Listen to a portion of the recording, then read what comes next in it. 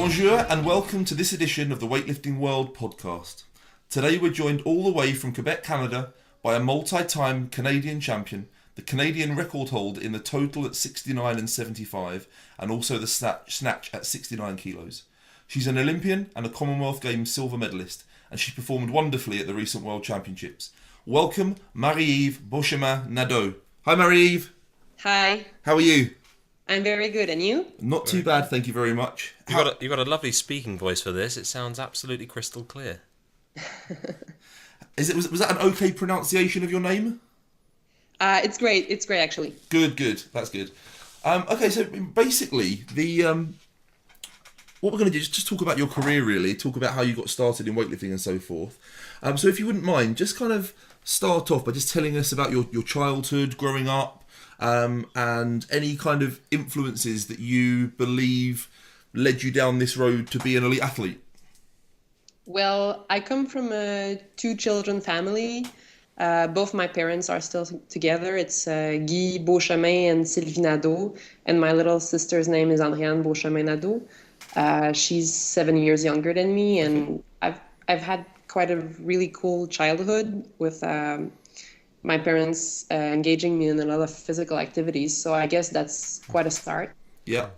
And then in high school, I was implicated in a lot of physical activities too, particularly in athletics. I was doing some sprint, 60-meter dash and 100-meter dash. What kind of times were you doing in those? Honestly, I don't remember. Okay. I'm sorry. And what level did you reach? I did a couple of provincial championships for my age. Okay. So that's about the best rankings I got. Yeah. And my coach at that time, Sylvain Desmarais, told me that doing weightlifting could help me improve my starts at the sprint. So that's how I started weightlifting, and it was a parascholar activity at my school. So I started like this, and I really loved it at the first time, and eventually it became my first and only sport. So that's wonderful to hear that you had weightlifting taking place within school. Yeah, it's very cool. We don't have a lot of high schools that give that kind of activities in Quebec, and I was kind of lucky to get in that school. Yeah, I mean, it's very similar here that it's in the UK that it's very difficult really to find a school that practices weightlifting regularly as a sport in its own right, and takes athletes to competition and so on. So obviously that is quite a great thing and a great start for you. And obviously you do see throughout the US and throughout Canada, many schools are very well equipped for strength and conditioning for other sports, but they don't tend to have weightlifting teams. Yeah, that's exactly the point. And yeah, I guess I got lucky that I found the one school that had it in my region. And it's something I'm going to come on to talk about later on, but it seems as if the kind of French regions of Canada do seem to be turning out a good proportion of the successful Canadian weightlifters. Is it more common to find a school in French Canada that has weightlifting? I think so, yeah. There are 3 provinces in Canada that have particularly good weightlifters, mostly Quebec, Ontario, and British Columbia. Okay. But Quebec really illustrates well as number of participants, but as well as caliber. Yes. And I guess that's in our culture because Quebecers, French Canadians have had a history of strength training. Yes. And strengthman. So I guess it's a little bit more in our culture. Sure. So were your parents athletes themselves? Not at all. My mother doesn't really practice the sport, and my father has been a lot active when he was younger, but growing up as a father, he didn't practice as much sport as he did when he was younger. Okay.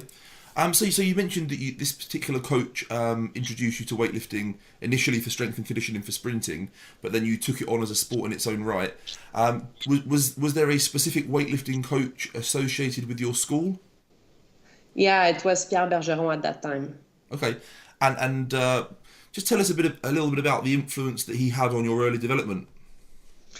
Well, he was at that time the national team coach.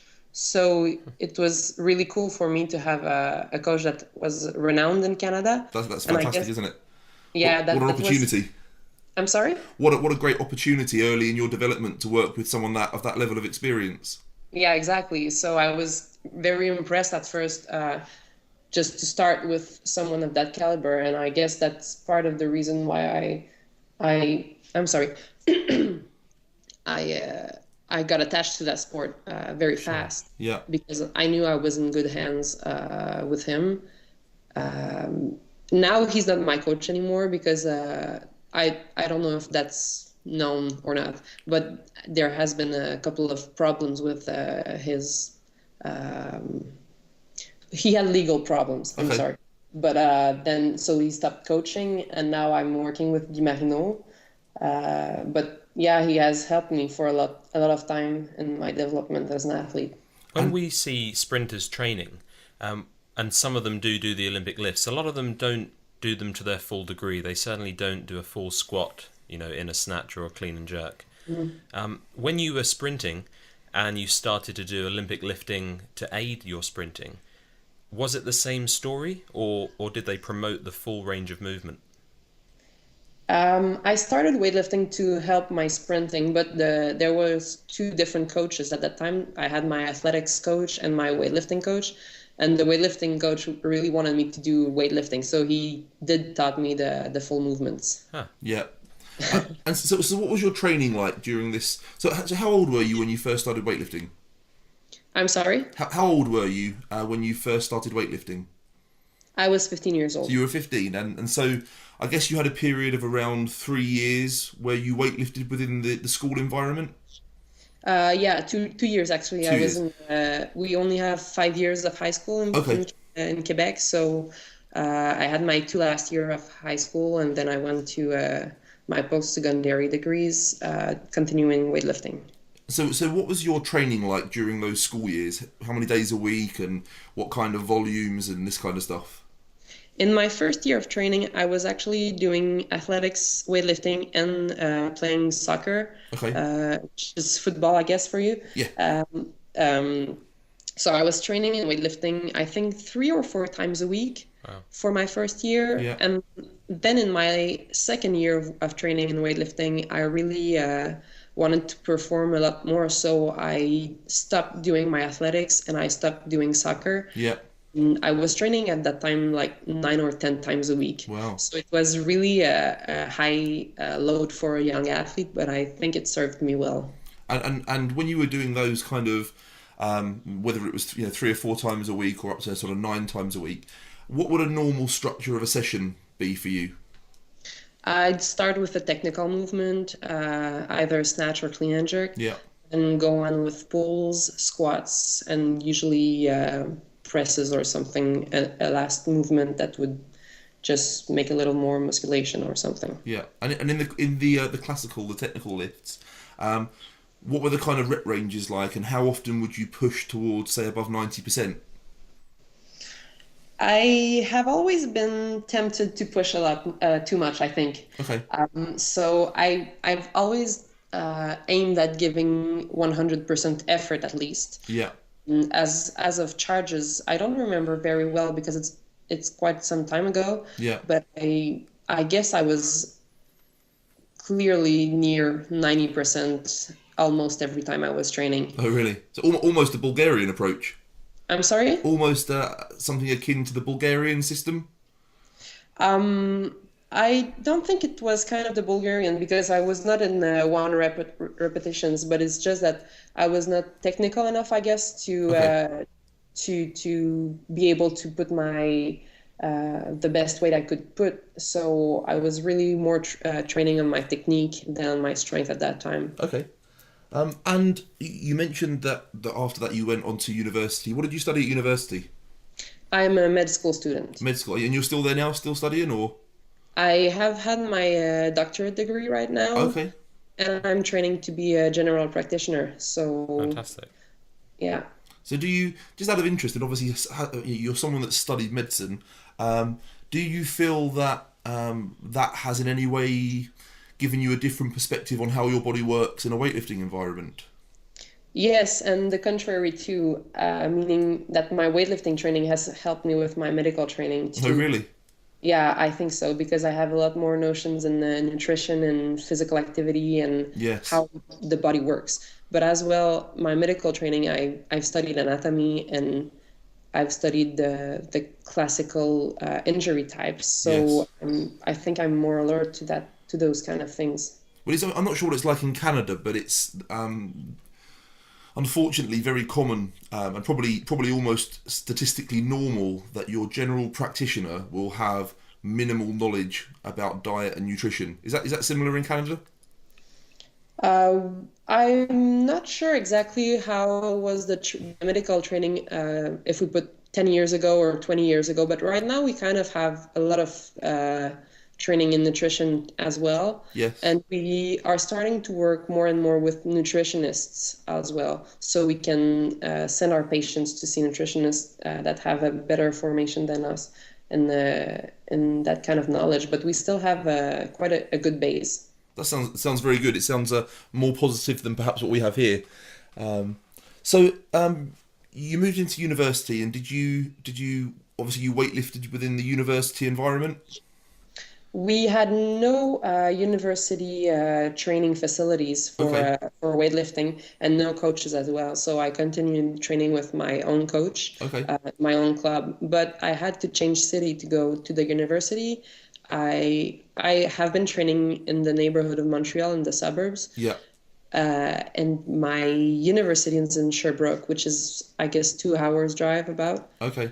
So I was during the week in Sherbrooke and coming back the weekends to train with my coach. Okay.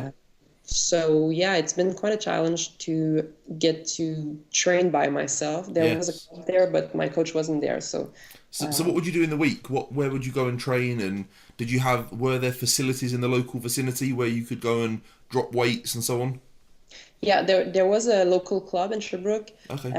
which I went to and trained there with the people from Sherbrooke. It's just that I kept my coach from the South Shore of Montreal. Okay. And so, do you have any specific memories that kind of stick out of this period at all? Anything that really jumps out to you? Well, yeah, the big days of studying and then going to train was very cool. It was a busy time of my life, and I really don't regret anything. Yeah. And I've made friends there, so yeah, it's very important part of my life, and it will stay with me forever. And were you still progressing at a good rate during this time? Yes, I did. I have actually been quite lucky. I have had 1 year that I have stuck for a couple of months, but then every year after that, I was getting a little better every year. I'm sorry, my English is not very good. Oh, it is brilliant, your English, don't worry. It is quite Okay. wonderful. Our yeah. French is, je parle un peu de français, un petit peu. Oh, So, bon, mais c'est only fini. a very little bit. But your English is much better than my French. One Okay. quick question And, I and, have. and definitely a lot better than his French. That's brutal. You put me in Paris and I'll survive. One question I have is, being a female weightlifter, and certainly in the UK, weightlifting tends to be more dominated by men, as I'm sure it is mainly around the world. And when I saw you lift in Poland, the first thing that sort of sprung to my mind was what a feminine weightlifter. You know, you're not the classic weightlifter look. Is that something that you're aware of? You know, that your look in comparison to a Bulgarian girl, for example? Yes, and lifting in international competition has made me aware more and more about that.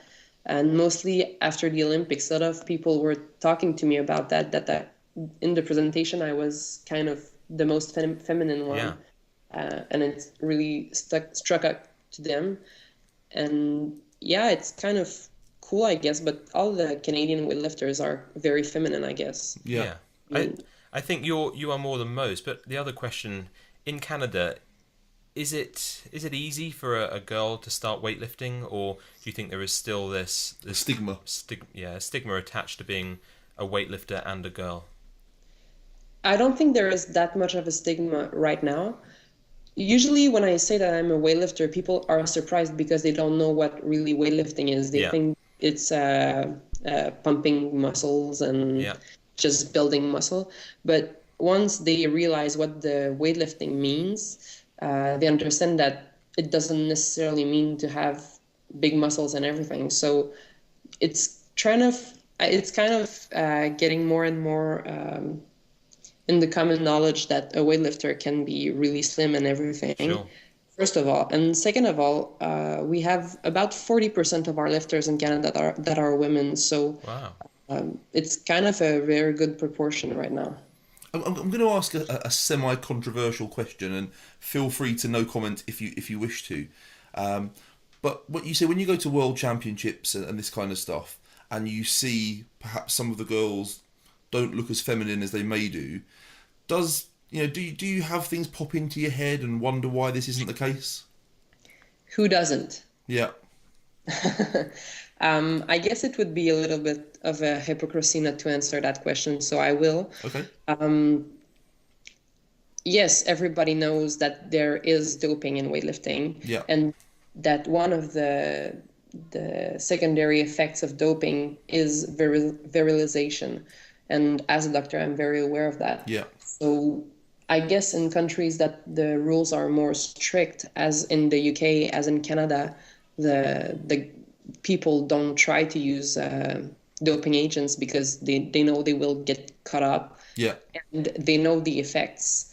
But I guess in some countries right now it's not as developed as it is in Canada. And how do you, obviously you get to a championship, and clearly until someone tests positive, we have to assume that they are clean.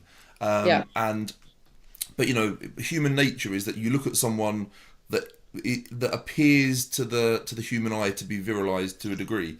Do you ever kind of feel like, it's frustrating that you in a sense, you're going to make an assumption that this person may be doing something they shouldn't, and that maybe you're not competing on a level playing field? How does it make you feel?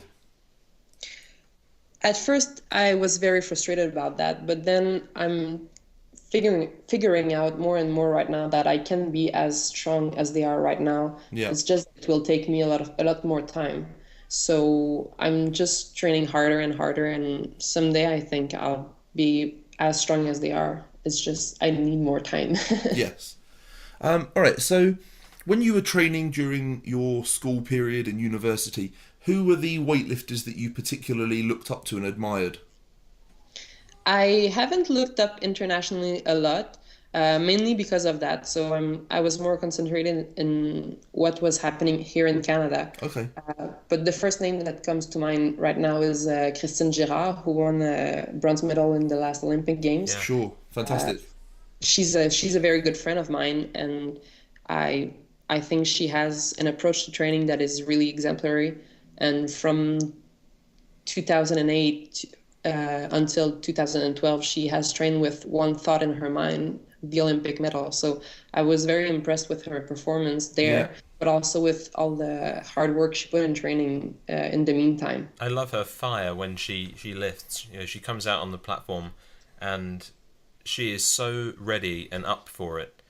Yeah, she is. And I think I almost look at her and I almost think you're too fired up. And sometimes you can let your mind take over a bit too much, and are you really going to have the energy to think about the lift as you should? But she does very well. But I love that energy. I think that's fantastic. Mm-hmm. Mm-hmm. And I guess the other one, the other person that must be a great inspiration to female weightlifters in especially in French Canada would be Marie-Ève Beauchemin-Nadeau. Yeah, she is a really good friend of mine too. Yeah. And we have trained together in the last 5 years, I think. She joined my club after her coach and her stopped training together. Okay. And yeah, she really is a very good weightlifter. And unfortunately, in 2012, she hurt her elbow and her back, so she wasn't able to go to the Olympic Games. But she was definitely strong enough to do it. It's just a very bad luck that happened to her in the Pan American Championships. Otherwise, she would have been there. And looking at the results this year in the 48 categories, she could even have won a medal in the snatch. So yeah, she's a very strong woman too. And as far as you're aware, is she going to be back? Is she going to be coming back to the international scene? I have spoken to her lately, and she's competing actually tomorrow. Oh, great. Not tomorrow, the day after tomorrow. Great. Trying to get back on the national team. So yeah, and I'm very happy for her. It's going well. So the Canadian Commonwealth Games team could potentially be a very strong female team. Yeah, I hope so. I really hope so. Okay, so how old were you when you won your first Canadian championships, either at junior or senior level? I did my first Canadian championships. It was in 2005, so I was 16 years old at that time. And it was a senior championship. Yeah. Because in Canada, the senior championships, we only have to make the standards. As of the junior championships, we only have to make the team. So only the 7 best junior lifters go to the Canadian championships. Okay. And it's harder to make the junior team than the senior team right now. Oh, really? That bodes well for the future. Yeah, it's very cool. So tell us a little bit about that first competition. Tell us how you were mentally prepared for it, physically prepared for it. I was absolutely not psychologically prepared for it. When I got there, it was in Regina, which is in Manitoba. Okay. No, in Saskatchewan, I'm sorry. And then when I arrived there and I saw all the lifters that were very good, I totally thought my place was not there and that I was not ready for it. But my coach really took me apart that day and told me, well, you did the standards, so you have the right to be there and you have to try to have fun. And actually the competition went really well the next day. So I was very happy. And how old were you when you won your first nationals? When I won my category? Yes. I think it was in 2007. Okay. So 2 years later, I was 18, I guess. Yes, I mean, so just looking at the your statistics, the first World Championships you went to was 2006. Is that correct? Yeah, that's right. So that would have been maybe a year before you kind of won your category at nationals. Mm-hmm. And I was lifting in the same category as Jean Layson, who was second best in Canada. So it was kind of a hard category. Yeah, well, that's one of the things that jumped out to me when I looked at your records was that, even in the 75 class, you have the national record in the total, but Jean Layson has the national records in the 2 individual lifts. Not for long, I hope. Not for yeah, exactly. That's the answer I wanted. You see, so when do you see yourself taking both of those? I'm not sure exactly what are the national records right now. I think it's 107 in the snatch and 138 at the clean and jerk. I think it's 138. I have a feeling it may have been 110 in the snatch. 110, yeah, that's right. Wrong, but... That's right. I think at the World Championship I should have had the 139, so I'm ready definitely for a clean and jerk. Yeah. As of the snatch, my best snatch right now is 107. Yeah. But definitely my 106 in the World Championship was very easy. So I think probably in 2014, I'm going to beat those records. Awesome. That's great. So just tell us a little bit about your memories of that first World Championships. It was in the Dominican Republic. Yeah. And we had a big team because it was a qualification event for the Olympic Games in 2008. Yeah. And I was part of the qualification team, so I was very nervous about that. And the competition went really well that time. I think I did 4 out of 6 or 5 out of 6 lifts. And it was my best performance ever at that time, so I was very, very happy with what I did. Was that the first time you'd clean and jerked 110 in competition? Yeah, it was the first time. It was 2 personal records in the snatch and the clean and jerk. That's great. And a year later at the World Championships, interestingly, you didn't perform quite as well. Previously, you'd done a 198 total, 88 110. A year later, you did 87 105 for a 192. Was there anything that you feel got in your way in training that prevented you from progressing that year? At that time, I didn't realize that, but I hurt my back in March in 2007. Yeah. And all my competitions that year were very bad internationally. I had my the World Championship, but also the Pan American Championships, which I was disqualified for a 0 at the clean and jerk at 105. Okay. And at the end of the year in November, I was forced to stop training for 2 months because my back was hurting too much. Yeah. And I dropped out of the national team also because of that. So it was a very bad year that time. And I think that there are a lot of reasons for that, but mainly my back that was hurting me, and I wasn't, I guess, mature enough to handle that well. And what was the issue with your back? What was the was it a disc issue, or what was the issue? At that time, I didn't had it investigated as much as I should have. But yeah, I have done a CT scan last year, and it showed that I had a couple of protrusions and a couple of discs. So probably that was one of the problems. Yeah. But also probably kind of technical problem that was keeping the pain there, and not enough physiotherapy and not enough mesotherapy. Sure. So by Junior Worlds in 2008, you'd actually made another big jump in progress. The numbers you did there were 93, 115, 208. So that was a big improvement on the previous year at World Championships. Were you hopeful of perhaps securing an Olympic place in 2008? I was hopeful for an Olympic place, but as I said, I had to stop training in the end of 2007. So I had to do I had to do 2 individual performances that we had in Canada to make the Olympic team. Yeah. And March was too short to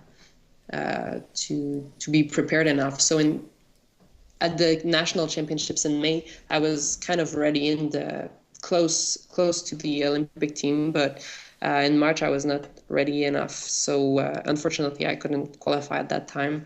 But I guess that's not as bad as it sounds right now, because I wasn't mature enough at that time, I think, to go to the Olympic Games anyway. I don't think I would have handled the pressure very well. Yeah.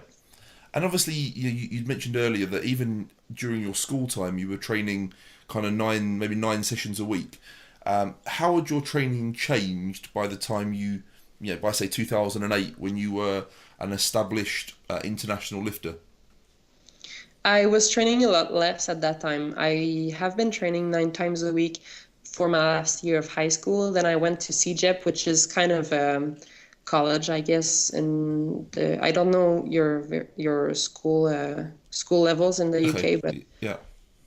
But yeah, I did 3 years at that time, and then I was training around 6 to 8 times a week. Okay. But getting in the university in 2008, I diminished my training numbers to 5s a week because it was too much with the school. I'm sorry. Did you find that reducing the amount of times you trained per week negatively affected your performance? Or, because I know some people find that when they increase the number of sessions per week, performances can improve. Other people find that performances can decrease. Did you find that perhaps training less was disadvantageous to you or advantageous to you? I think it always depends on what you do in the rest of your time. Yeah. Because I was very busy with my school, and the medicine course cannot be taken part-time. We're forced to do full-time. So. Yeah. I think doing more than 5 times a week would have stressed my body too much, because I wouldn't have been able to sleep and eat enough. That being said, if I had studied less, probably training a little more would have helped my progress. And when you were doing, say, 5 sessions a week, was it still a similar structure to what you were doing in high school? So a technical lift, some pulls, some squats, or did that change a little bit? That hasn't changed a lot until 2011. Okay. When I took a sabbatical year for the preparation for the Olympic Games in 2012. Yeah. So when you're coming into a competition, do do you follow kind of the classic basic structure of, you know, dropping repetitions per set as you get closer to competition and gradually increasing the weight on the bar, or do you have another approach? No, I do have the classical approach. But in the last year before the Olympic Games, I started to do a lot more of small reps sets. Okay. To improve really my speed and my technique. Yeah. A lot longer before the competition than what I used to do, and I think that really helped me. Okay, so in a sense, you found that maybe fewer reps per set. Was that with a heavier weight on the bar, or? Yeah, it was. Yeah. Yeah. So high intensity and lower volume. So you seem to have found that your body responds perhaps better to higher intensity, lower volume. Yeah. And it depends from time to time, because doing the kind of training I had been doing in the last years before that, I was very, very strong, and I think doing 190 kilos back squat at that time. So for a clean and jerk, that was not that much, I guess. Yes. So I started to say, yeah, I'm very strong and I don't need to work that much on that anymore. Yeah. So I concentrated my time on mostly my technical lifts. So when you were building, say, your strength in the squat, how did the amount of frequency and volumes and intensity differ from the point at which you said, I'm going to just maintain now? Well, I had been doing squats around 3 to 4 times a week, and then I diminished it to once or twice a week. Okay. So yeah, it was a very big drop, and my strength kind of dropped a little bit, but not as much as it made a difference on my technical lifts. Were the loading patterns similar in terms of intensity, reps and sets and so on? Yes, that I didn't change. And what is your basic philosophy in regard to, you know, kind of reps, sets, frequency, and so forth in regard to the more strength-based exercises?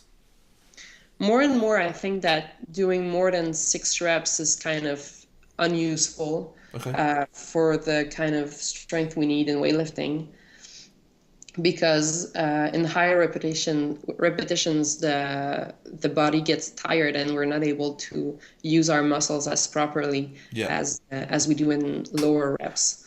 So more and more I'm training more like 3 to 5 reps per sets. Okay.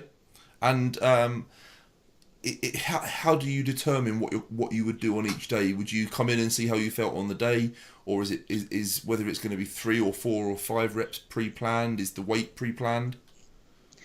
My plan is already made in advance for a couple of months, but there is always some adjustment from week to week and from day to day, even depending on how I'm feeling. So we have an idea of what I'm going to do. For example, tonight, I already know what I'm going to do tonight. Okay. But there can always be changes depending on how I'm feeling, what I did in the days before, what I did in the day. If I stood up all day seeing patients, or if I was more sitting, I'll modify a little bit my training around that. And how much input do you have into your program, and how much of it just comes down from the coach? As I said earlier, I switched coaches from Pierre Bergeron to Guy Marino, and it was in the summer of 2011. So before that change, I was relying 100% on my coach for the plans. Yeah. That was when I was with him. When I was at Sherbrooke, I was sometimes modifying a little bit depending on what I did in the day. Yeah. But as of summer 2011, I really took a bigger part in my training plan. Yeah. And for a couple of months, I decided almost 100% of what I did, and my coach was only there to say, yeah, I think you should do a little more of this, a little less of that. Okay. But now Guy has known me a lot more than he was 2 years ago, and he knows what I like to do, what's good for me, and I'm relying more and more on him. Excellent. So by 2010, you'd made the move into the 75 kilo class. Was there a particular reason why you made that move? Was it intentional? The goal was to gain strength and gain weight but I kind of only gained weight. I didn't gain strength a lot, as much as I hoped. So it was not a very good move at that time, I think. Okay. But I got back down in the 69s mostly easily. Yes. So it was not that bad decision. But if I had stayed in the 75s for a longer time, probably my strength would have gone up more. Yes. If you had to tell us your natural weight, sort of how your body wants to be without needing to do much to it, where would you sit? Would it be 69 or 75, or would it be somewhere in the middle? I would probably more around 63, actually. Oh, really? Wow. Yeah, I'm very working hard to put on weight, and I have been eating a lot in the last, I think, 7 years to put on some muscle. Yeah. But I don't have the kind of body that wants to build muscle. But I suppose where you live, it's never particularly warm, so you've always got to eat quite a lot just to keep yourself alive, really. We put on some gloves and a manteau. Yeah. And they do have heating. Oh, really? You have that up there. I didn't realise that. And obviously recently you've moved back to 75. What was the thinking behind that? Almost the same thing as in the 2010, but then I said that I'm going up in the 75 for a couple of years now, not only for 1 year. Yeah. And I want to stay in the 75s until 2015 at least. So, and then I'll choose if I stay there or if I get the 69s, because right now the 75s and the 69s internationally are around the same weights. Yeah. They are around the same strength. So I'm kind of almost better in the 75 right now. Okay. But I'll see how that evolves. Maybe some of the 69s will get up in the 75. Yeah. Then I'll decide if I stay in the 75s or if I go down to the 69s. And I'm kind of getting a little bit ahead of myself here, but just looking at your numbers, you were basically doing about the same weights when you were 69 in 2012 as you did in Poland recently at 75. Yes, that's right, and that's about the same thing that happened in 2010. But I'm very hopeful that in keeping my body weight a little up, Yeah. I will get stronger and stronger. But I think it takes a lot of time to do that. Yeah. So I'm hoping that in the next year or two, I'll get stronger and stronger. Well, we know there are a couple of the best weightlifters in the world, the Ilya Ilin and Apti Adjukov, who are going up a weight category. And they're virtually taking a year out completely to do that, just because it takes so long. So I guess, I suppose that's the burden on the body, isn't it? When you do decide to go up a weight category, if you do it too quickly, you're not going to gain it as pure muscle mass. Yeah, that's exactly it. And I think this year I have took the weight gradually on, I think, 6 or 7 months. Yeah. So I'm building muscle as we speak right now, still, and keeping my weight at the same level. Yeah. Losing a little bit of fat and gaining a little bit of muscle every day. So the 2010 Commonwealth Games, that must have been a big event and a kind of a highlight in your weightlifting career. I mean, it's interesting to gauge from someone like yourself where the Commonwealth Games stands in your perception of the sport. In that, you often meet many athletes or lifters, especially in Britain, who do very well at Commonwealth Games and don't do that well internationally. So it's interesting to gauge your perspective on the Commonwealth Games as someone who has performed very well on the world stage, but who has also performed very well on the Commonwealth stage. So what are your feelings on the Commonwealth Games? I think all the games are very, very, very fun. I have done Pan American Games too, and the Olympic Games and the Commonwealth Games, and I really like those games because it's a very different spirit as a team because we're with all the other sports. So first of all, I really like the Commonwealth Games for that. Yeah. And second of all, I really like it because we compete against people we kind of relate to because we all have the same language. We all can discuss with each other. Yeah. And having that British descent, we all share something, and that's why I really like it. And so, In your perspective, what do you value more? Do you value a silver medal at the Commonwealth Games, higher or lower in your kind of career achievements as, say, an 8th at an Olympics or a 6th at a World Championships?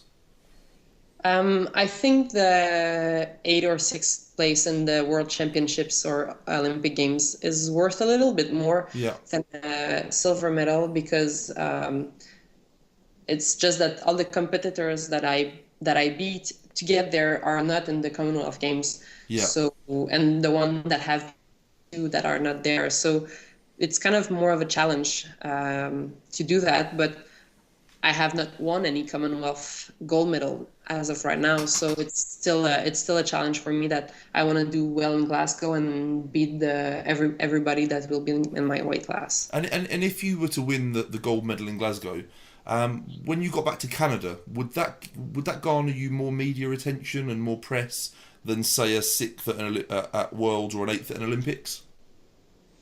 Weightlifting doesn't get a lot of media attention in Canada. No, sure. So same here. But we do tend to find that if one of our athletes was to take a medal at the Commonwealth Games, that they will receive quite a significant media coverage. Also, the Commonwealth are not very known in Canada. Okay. Before doing weightlifting, I didn't even know it existed. Oh, really? And in Quebec, it's even less known because we're in the French part of Canada, and we're not relating as much with the British descendant. So the Commonwealth is not very known of in Quebec. But when I explain to people what are the Commonwealth Games, usually they get very impressed, and it kind of gets a little bit of coverage, but I don't think it's as much as the Olympic Games. No, nowhere near, sure. Just briefly, just tell us a little bit about your memories of that Commonwealth Games in Delhi. We saw a lot of relatively negative stories on our television and in our newspapers relating to the conditions of the athlete village, and we heard some horror stories of people waking up and finding wild animals in their room and all this kind of stuff. And then there was the story about the roof of the weightlifting hall collapsing just prior to the games and that kind of stuff. Did you see any of that kind of thing? And was there anything particular that you look back on and, I don't know, have a negative perception of? And alternatively, what are your positive memories of those games? I haven't found a lot of negatives in that games. I have heard all those things that you talked about, but when I arrived, I was very late in the competitions, and all the mistakes they did at the beginning of the games, they had the time to right the wrongs. So when I arrived, the village was complete and everything was clean, and it was kind of very cool for me for those games, and I was not understanding why everyone was complaining about it. Yeah. When I went to the Pan American Games in 2007 in Rio, I think it was a lot worse than what we had in Delhi. Yeah. Because when I arrived there, the buildings in the Pan American Village was constructed in a marsh. Yeah. And the windows had no windows; they were actually holes in the wall. So we had brought our I don't know how we call that in English, but it's kind of an anti-mosquito mesh. Like a net, a mosquito net. Yeah, we brought our own mosquito nets, not to get bitten there. Yeah. So I was feeling that the Delhi village was not that bad. Okay. And the other thing I wanted to ask you just briefly, and once again, there might be a bit of a controversial question, but you were the person that took the gold medal ahead of you was a Nigerian lifter, Hadiza Zakari. And this is my personal perspective watching those games is there did seem to be some relatively suspicious activity within the Nigerian weightlifting squad. Lifters that never turn up to any other international competition, people with horrific technique lumping up some massive weights. What was your perspective on the Nigerian team in that games? And what were your feelings about being beaten by a Nigerian athlete at that games? Well, as you said, everything was very suspicious, and we hadn't seen a Nigerian team in any international competition before. So, yes, it was very suspicious, and even more when we saw what age they had. They were all a very young team, except for one guy, I think, that was a little bit older. And the coaches were doing everything wrong, not counting anything and just doing things approximately. Yeah. So it was training for us to see them arrive and win all the gold medals. But as I said earlier in this interview, we cannot say that they have taken illegal substances until they have a positive test. And I guess they will be there in Glasgow, so we'll just have to work harder to beat them. But I think it's feasible. Well, I think the numbers that you're doing now are significantly in excess of what you were doing at the time. So realistically, I guess you go into Glasgow as a favourite to win that gold medal. I hope so. I hope so. And just we've been talking. We've mentioned kind of anti-doping and doping and so on. What are your feelings on the way that anti-doping is overseen by the IWF? I think it's getting better and better. I'm very happy with what happened in the 2012 Olympic Games. Yes, I heard it was a lot more intense than perhaps at previous events. I think more than one athlete out of two was tested at that competition. So it was very very cool that we had a lot of supervision on that side. Yeah. And with the AMA, that's taking a lot more place in some countries where they don't have their own testing groups as we have here, and that you have in the UK as well. So I think I'm hopeful for the future. I think it will get better and better. I'm not sure if you saw it, but there was a letter sent from the German Federation to the IWF discussing this stuff and discussing the efforts that were being made in anti-doping. And I think one of the statistics that they pulled out, which was taken actually from the IWF's own statistics, was that it was something like over 60%, maybe something like 67% of all medalists at the 2012 Olympics had only been tested once or 0 times in the preceding, I think it was maybe 6 months or a year. I don't know if you've seen those statistics. No, I haven't.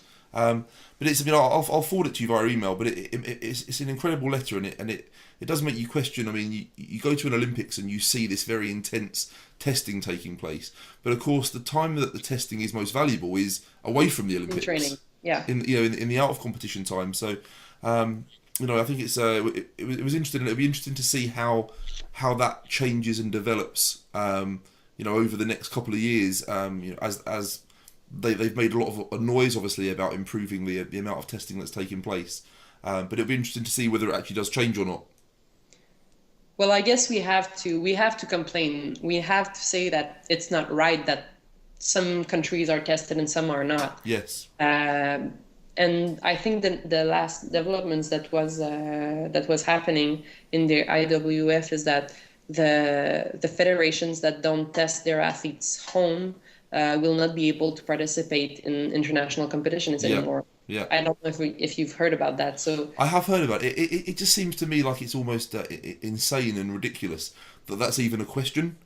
To me, if you're not prepared to, at any point in the past, if you weren't prepared to allow access to external testing, you weren't prepared to submit your testing information and have it be externally kind of verified and so on, it seems almost crazy that they were ever allowed to compete. Yeah, it is actually, but it's hard changing mentalities, and it takes time. I know that, and I just hope that it gets better. Yes. I don't think it can get any worse than what it is and what it has been. Sure. So at least it will not get worse, and I'm hopeful that mentalities can change, and I think that also one thing that can help change mentalities is improving the conditions in the countries that are mostly that mostly use drugs, because these athletes, I kind of don't blame them. I blame the system, because they have to do that to survive. Yes. And I think improving the quality of life in those countries will help a lot more than just punishing the athletes when he gets tested positive in competition. Well, I think the thing is, you and I grew up in countries whereby doping was seen as something not almost bordering on criminal in terms of public perception. Whereas I guess a lot of the other nations, it's almost seen as the normal thing to do within a strength or power sport. Yes, exactly. Yeah. Just moving on to something more positive. The 2012 Olympic Games, your first of hopefully a number of Olympics. You placed 8th in the 69 kilo class with some excellent lifts, 104, 135 for a 239 total. That's obviously fantastic at that lighter weight class. What were your memories of the games? What were your memories of London, the venue, your preparation for the games and so forth? Just sort of talk us around that whole period. I really had a great time in London. These were my first Olympic Games, and as you say, I hope not my last. Yeah. The venues, the village, everything was very, very, very cool. Christine Girard, who I was with at that time, told me that it was a lot smaller than Peking, but not in a bad way. Okay. She said it was more convivial and easier walking distance. We didn't have to take trains to go to the cafeteria and everything. So, Yeah. and I think the optic that you needed to be able to use the structures when the athlete left. That is a very positive thing for a village like that. It's more it's a good place to live, and I would like to live there if I was living in London. So I was very impressed with everything that had been built for the village, and also that some of the venues that were that could be I don't know the word for that. I'm sorry. What's the French word?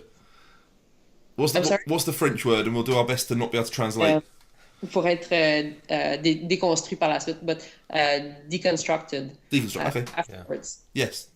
And maybe even reused in Rio or anything like that. I think the Velodrome is going to be reused in Rio, and I think that's a very, very cool thing, and everything and was more environmental. Yes. So that was a very, very positive image for London. I think that may have been our way of trying to do it on the cheap, though. Have it smaller, say it's more environmental, and spend a few less pounds on it. We spent plenty of pounds. Yeah, you spent plenty and enough, I think. Yes. Because I don't think that Olympic Games should be about money. I think Olympic Games is supposed to be about friendship, about competition, and that's what it was about. Yes. No, it was a great games. We attended a number of the weightlifting sessions, and it was wonderful. I spoke to our national head coach over in Poland, and he said how wonderful it was to have an arena filled with 6,000 people. Probably 85 to 90% of those, as he put it, were, I'd bought a ticket to go on an adventure, to go and see something they'd never seen before. Mm-hmm. And I was lifting in the same group that Natasha Purdue. Yes. And I was impressed that all the spectators were still very cheerful for me. And even if I was competing against their national representative, and I felt that the crowd was very friendly, and it was very cool for that. I think that because we rarely have a medal contender at any major weightlifting championships, I don't think our supporters or anyone in the crowd goes there in the same mentality as we would be if it was England playing, Germany at football, for example. Yeah, maybe. I think they're just there for the experience. They know we're not going to win a medal, so they're not really there in competition. They're there just in the spirit of enjoying the sport. But still, I really appreciated it. Just wait a sec. That's all right. Give me a moment. Je suis en entrevue dans un podcast. I'm sorry, my father just arrived. Oh, that's all right. Problem. With a dog? Did I hear a dog? Yeah, I have a dog too. Fantastic. What's the dog's name? It's Charlotte. Okay. Charlotte. Bonjour Charlotte, and bonjour le père de Marie-Ève. So, I'd love to actually have a quick chat about that competition itself. Now, you were lifting in the B group with Natasha Purdue, and you won the B group, but it seems that you were punching very much into the A group, really. I think you should have been in the A group. I was very deceived not to be in the A group, actually. I bet. And, looking at your first snatch, 100 kilos, you missed it. Do you remember that snatch? Do you remember potentially the pressure you were under from the crowd?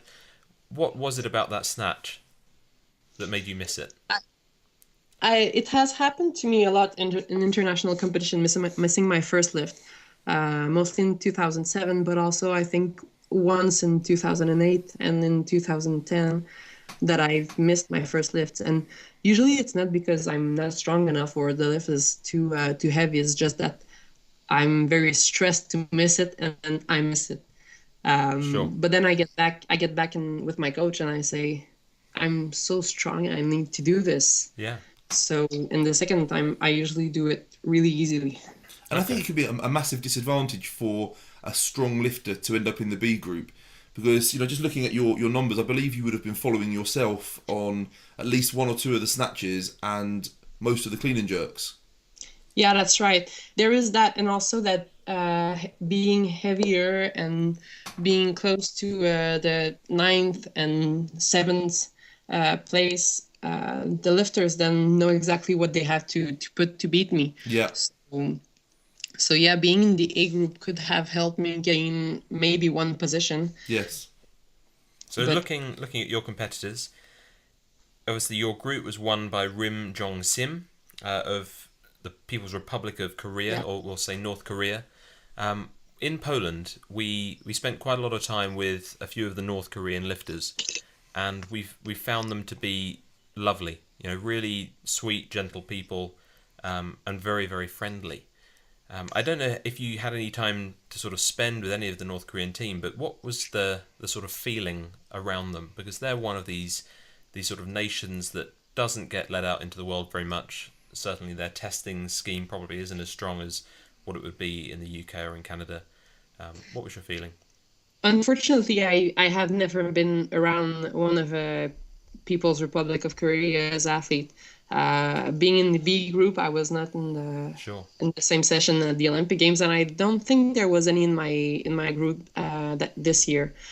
But no, unfortunately, I haven't spoken to them, and I don't know. Do they speak English or? A lot of them did, yeah. Especially the sort of, maybe not the lifters potentially, but their support staff. Very good English. But I found that usually the Asian people are very nice and very gentle. Yes. So I'm not surprised about what you're saying. And just talking about the World Championships, we were so impressed at how you performed. 106, 135, and as you say, you were, a hair's breadth away from that with 140, wasn't it? Yeah. It was really, you had the lift. I mean, I think at the time we thought you had the lift. No one could understand why you didn't get the lift, and I think your reaction after that showed that you were surprised you didn't get the lift as well.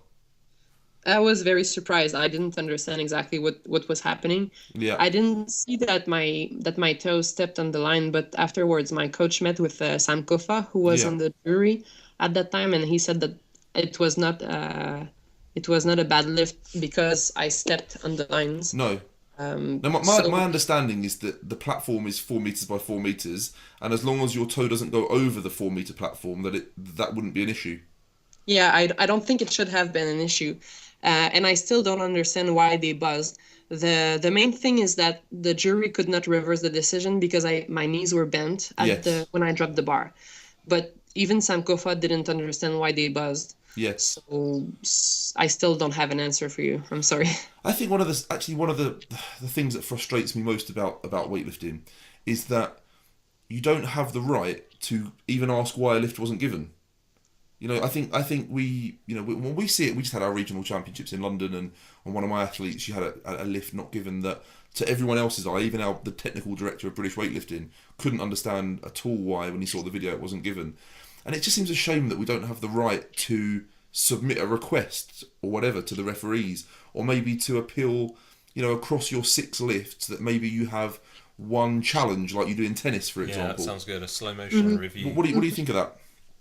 I think it would probably be useful, but at the same time, I understand that we cannot do that during the competition because it would ruin everybody's warm-up, everybody who's lifting afterwards. Okay. And then if we do that really after the end of the competition, then the lifters don't have all the information to decide which bar to put on. So I kind of understand why they don't do that, but still it's frustrating when I still don't understand why my lift was refused. Sure. And I mean, I guess that's life, and I'll just have to make it clearer next time. You seem like a really nice person. Just too nice. Yeah, when we were watching you in Poland, I actually got a text message from my girlfriend back in London who was watching you, and she said, "That Canadian girl just looks really nice." You've got to look more. Thank you. You've got to look at the judges in a more intimidating fashion. Well, it's not the kind of person I want to be. No, sure. So it's a choice I have made that it's better to be friendly with everyone, and if something bad happens, then I'll just have to make it clear next time that my lift is going to be good, and I'll just do what I can. Yeah. And just a couple of questions, just to sort of before we tie this up and let you get back on with your life. But one thing that jumps out to me is, and we briefly did touch on it earlier, but how does Canada, and especially the French portion, manage to achieve significant things in weightlifting, whereas the US with a much bigger population and probably much bigger financial resources, struggles to do so. And I point at stuff like the achievements of Marie-Ève Beauchemin-Nadeau and your own success, and obviously Gerard's bronze at the Olympics. Whereas American weightlifting just hasn't really managed to do that on the national or international stage. So why do you think that is? Why do you think Canada's been more successful? I think success engenders success. We have had Maryse Turcotte, who was a lifter in 2000 and 2004, who did fourth in Sydney. Yeah. Or Nathan, in Sydney, I'm sorry.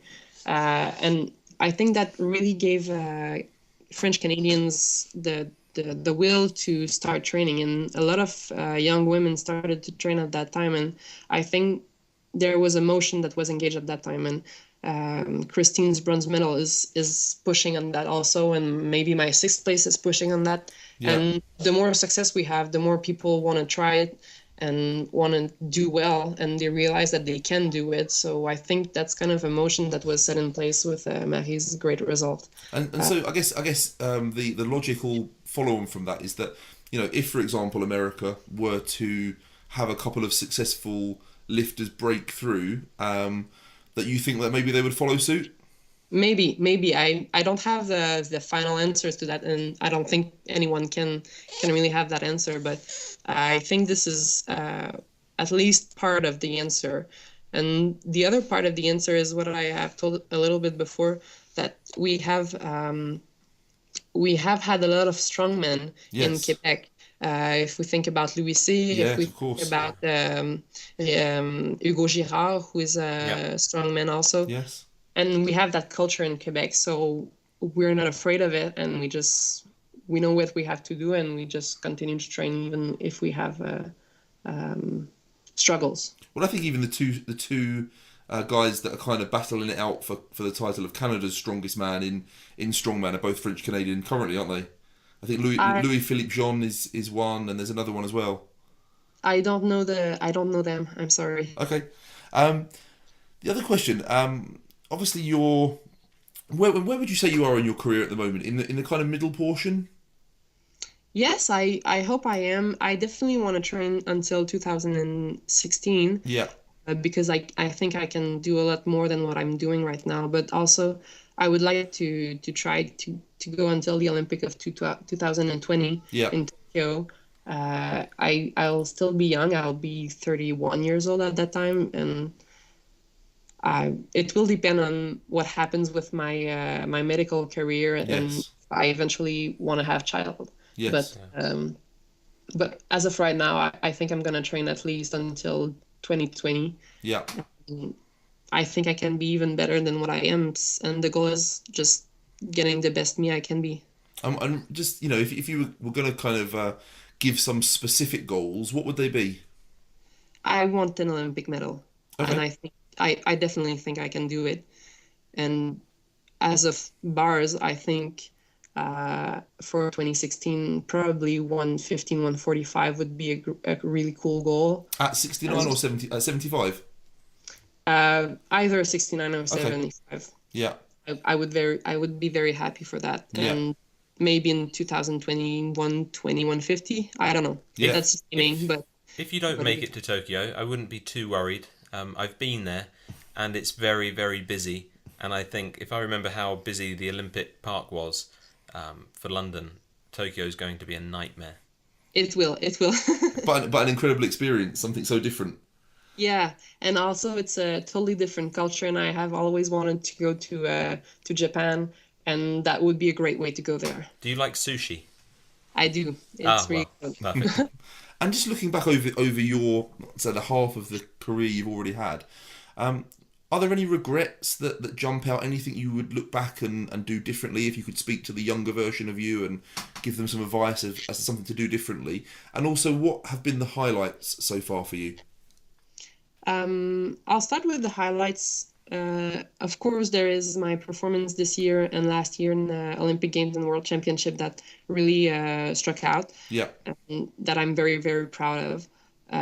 But also, I think just being able to continue my training as well as my medical training is something I'm very proud of. Yeah. Because it's very hard to do both at the same time, and it's a very taxing thing to study for, because obviously you've got your studies, you've got your placements in hospitals and clinics and so on. Very challenging. And right now I'm doing internships, so I'm always with my patients. Yeah. But I need to be there for them, and I need to how to say that. Sometimes I need to stay up all day and walk all day, and then I get to train and I'm all tired. But there are very few people who are competing at your level who are also basically doing a full-time and sometimes more than full-time job. Yeah, I don't think there are a lot of people. And do you think once you've qualified and once you're out there and you're a general practitioner, will you continue to work full-time as a general practitioner and do weightlifting, or do you think you may take a year off prior to Rio? I'm finishing my study at the summer of 2015, so until then I'll be full-time. Yeah. And I'm already planning to start working when I'm done with my studies. Okay. But certainly not full-time. Okay. I'll probably do something like 8 or 10 days a month. Yeah. Working in the ER or something. Yes. But I'm almost sure I will not start working full-time at that time. After 2016, I don't know. I'll see where I am in my life. I don't want to make hasty decisions. Sure. As of right now. Sure. And regrets, bits of advice that you would give to your younger self? I think I would tell me to relax and that I have time, and that I don't need to stress out too much with every performance. Yeah. Because mainly in 2007, I was very depressed, and with my performances that were getting harder to achieve, and with my back that was hurting a lot. Yes. And it was Marie-Ève who gave me that advice, I think around that time. I'm not sure if it was in 2007 or 2008, but she told me that if I wasn't having fun anymore, I should quit. Yes. And I realized that she was totally right. And then I started to just relax a lot more and do what I liked. And my bars went up again. So I'm very happy that she was there for me at that time. Also, a lot of time I think I have pushed too hard. As I was saying before, that our body needs to relax, not to relax, but to rest a lot to get strong. And when I was younger, I was always pushing very, very hard. And I think that maybe has caused me some injuries. Okay. So that's kind of the two advices I would give myself. And advice to other lifters, to people who aspire to reaching the levels that you've achieved, either specific or general pieces of advice? I think the main thing to keep in mind is that even if you have struggles, even if you have mistakes, even if you sometimes do a 0 or anything, it's not final, and you can always get better, and you just need to keep trying. Yeah. Okay. And anything, any other messages that you want to send out there to people who have followed your career, fans, etc.? Well, first of all, thank you to everybody who's been helping me and who's been following me throughout my career. I have had a lot of support, either financial but also emotional and psychological support from my family, from my friends. and from all the team I have built around me, my coach, my training partners, and everybody that has been around me have been really great. And everybody around the world, just thank you for the support. And before we get in any plugs that you might want to get in, are there any particular, I don't know, global issues or anything that, any causes that you're a big advocate of that you'd like to give a mention to or speak about? Well, I'm giving conferences here in primary schools for children, just to help them follow their dreams. And I think that's something very important in our society right now because, well, at least in Quebec, I find that children just don't know what they want to do anymore. Yes. And they just start playing video games because they are bored or anything. So I think that everybody has to have a passion and just follow his dream and work very hard to get it. And is that through your own initiative, or is that in association with another organisation? We have an organization that promotes Olympians to go in school for giving out conference, but it's not an obligation. I really do it because I think it's important. Yes, and do they have a website or somewhere where people can a name that people can search for? Yeah, but I don't remember it right now. Just give me 1 second. Okay, sure. Jouer gagnant.